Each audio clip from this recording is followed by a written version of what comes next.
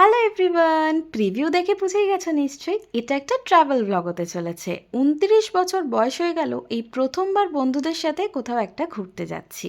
দিনটা ছিল 6 June, time সকাল 4:15। বাবাই আমাদের এগিয়ে দিয়ে এসেছিল। আমরা সকলে চলেছি মন্দারমণির কাছে অবস্থিত কাঁকড়া বিচ, যেটা লাল কাঁকড়া বিচ বা রেড ক্র্যাব বিচ নামে পরিচিত, সেইখানে। আজ আমি তোমাদেরকে গাইড করব, হঠাৎ করে যদি কোনো প্ল্যান হয় দীঘার দিকে বা মন্দারমণির দিকে ঘুরতে যাওয়ার, কিভাবে তোমরা পুরো প্ল্যানটা সাজাতে পারো।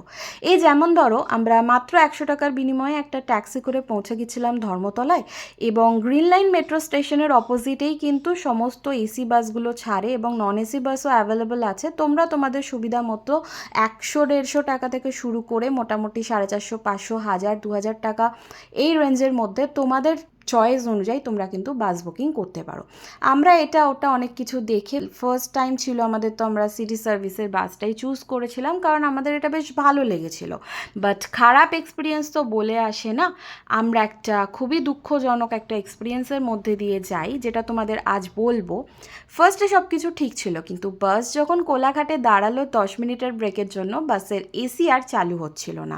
ড্রাইভার ছিল পলাতক এবং খালাসিকে ধরে রেখে পুলিশ ডাকা হয়, অনেক রকমের ঝামেলা হয়, 3-4 ঘন্টা আমাদের ওখানে ওয়েস্ট হয় এবং ফাইনালি পুলিশের মধ্যস্থতাতেই কিন্তু গাড়িটা সারিয়ে আবার এই গাড়িটা স্টার্ট হয়েছিল। তো সিটি সার্ভিস তোমরা অ্যাভয়েড করো, এর এক্সপিরিয়েন্স কিন্তু বড্ড বাজে ছিল।